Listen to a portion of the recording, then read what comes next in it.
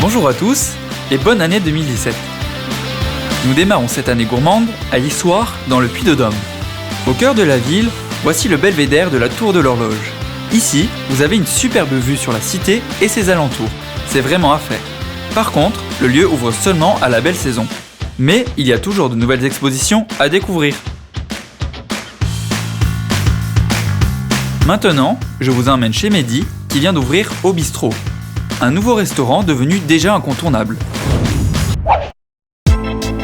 Mehdi, au bagage de cuisinier et entraîneur de rugby, est revenu d'Australie et de Nouvelle-Zélande avec l'idée de créer sa propre affaire. L'aventure Au Bistrot a donc commencé par un food truck. Succès au rendez-vous, il ouvre ainsi un restaurant fin 2016. On est resté sur notre fil rouge qui est le burger, donc qui est le même qu'il était dans le camion, avec le même pain, les mêmes steaks hachés, fait de la même façon, les frites maison, la même variété de pommes de terre. On fait un petit peu plus, donc on fait un plat du jour le midi, on fait une carte avec quelques plats cuisinés, on fait des viandes, parce que ce que je veux en fait comme cuisine, c'est vraiment une cuisine, on va dire, généreuse. Je veux une cuisine de partage finalement. En troquant son food truck pour un restaurant, le jeune chef a voulu créer une atmosphère à son image. Jeune, cosy et surtout une cuisine ouverte pour garder le contact avec le client. C'est quelque chose qui m'a toujours plu. J'ai toujours aimé remettre au goût du jour les vieilles choses. Enfin, ce style-là m'a toujours plu finalement. Et dû à l'expérience aussi pas mal en Nouvelle-Zélande et en Australie, il y a pas mal de choses comme ça, surtout en Australie, où c'est qu'on prend des vieux canapés, qu'on les met dehors pour que les gens se sentent bien, des couvertures dehors, mettre des tables et des chaises qui sont différentes parce qu'on leur donne une nouvelle vie finalement, des choses comme ça. Ça c'est un truc qui me plaît en fait. Ça me tenait à cœur. Je voulais faire quelque chose qui sortait un petit peu de l'ordinaire et qu'on trouvait pas à Issoire. Voilà. Déco, rétro-vintage, produits bio ou artisanal, l'adresse donne un coup de jeune à Issoire tout en alliant qualité dans l'assiette, plaisir et prix modéré avec un menu du jour à 15,50 €. La recette d'un succès qui séduit une clientèle de tout âge.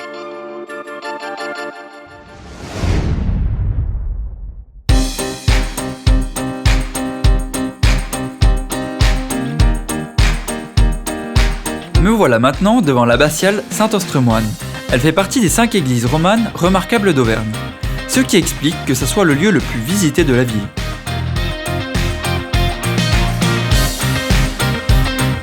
L'intérieur est surprenant.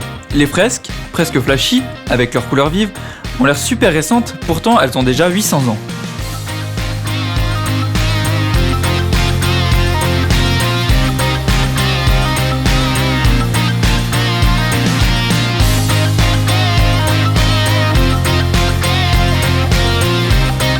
Après la restauration de monuments, parlons restauration d'un autre genre. Je vous emmène maintenant au restaurant, celui d'un jeune chef originaire d'Issoire au parcours exemplaire. L'ascension a été fulgurante. Depuis son ouverture il y a 5 ans, l'atelier issoirien n'a cessé de se perfectionner. Décoré d'un bib gourmand en 2015, il est classé dans le Goemio en 2017. Devenu trop petit, l'établissement a déménagé il y a peu afin de permettre au chef et à son épouse de rêver à plus grand, au propre comme au figuré. Ce qui est dans l'ancien restaurant, c'est que cuisine petite, on n'arrivait pas à faire ce qu'on voulait, quoi. On fait tous nos pains nous-mêmes, on part de A à Z, on fait tout nous-mêmes. Donc on augmente petit à petit le niveau. On a pris aussi du personnel qui a un autre niveau. Voilà. On veut essayer de taper un petit peu plus haut, pas forcément dans les prix, mais dans l'assiette, dans la recherche, dans la technique, quoi. Toujours placé boulevard Triozon-Bail au 39, quelques numéros plus loin, le restaurant a gardé son nom mais a changé de décor. Au niveau de la déco, on voulait quelque chose de classe, mais quelque chose d'extrêmement chaleureux, donc qui nous ressemble en fait. On voulait pas quelque chose de froid, trop épuré, trop épagardé. Aujourd'hui, il n'y a plus ce service-là, à part sur des institutions où justement ça fait partie de la maison, mais il n'y a plus ce service trop guindé, où on est trop à côté du client. Donc on voulait vraiment quelque chose d'extrêmement chaleureux, où les gens se sentent bien avant toute chose, mais en même temps avoir un décor classe. Pour garder l'idée d'atelier, la cuisine ouverte permet aux gastronomes d'admirer le travail de Dorian Van Bronckhorst et de son équipe de 8 personnes. Un travail qu'il serait dommage de cacher tant il en fait une fierté. Et notre idée à nous de la cuisine, c'est produits hors saison, il n'y a pas. Ça, on ne trouve pas. Produits congelés, on ne trouve pas. On travaille avec un maraîcher du coin bio. On essaie de travailler avec des très beaux produits et après on essaye de mettre des petites touches d'ici et ailleurs. J'aime ce qui est bien exécuté, les cuissons parfaites. Ça, je pense que ça résume pas mal de choses. Un goût pour la perfection que le chef tient de son parcours marqué par de nombreuses tables étoilées en Europe, comme Pourcel, Zen ou encore Robuchon. Un goût qu'il fait découvrir à ses clients. Le but, c'est que même si vous avez passé une mauvaise journée ou autre, vous venez au restaurant, vous installez, hop, c'est fait. Vous vous laissez faire et vous repartez avec le sourire. C'est notre devise. Dernière nouveauté, pour cet été, le restaurant propose maintenant une terrasse suspendue au-dessus de la couse. Un atout moderne et frais comme ce que l'on déguste à l'atelier issoirien. Ce mois-ci, côté bonnes adresses de mug et Issoire, j'ai choisi Fila Fromage.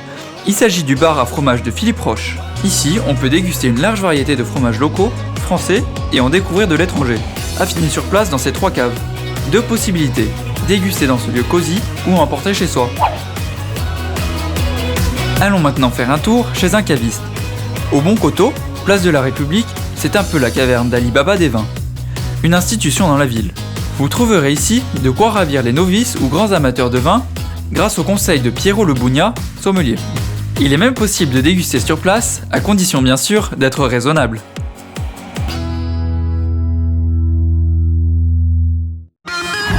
Ici, tous les samedis matins, vous pouvez profiter du marché de la ville. Il est immense. Il faut du temps pour en faire le tour. C'est le 2e plus grand marché du département.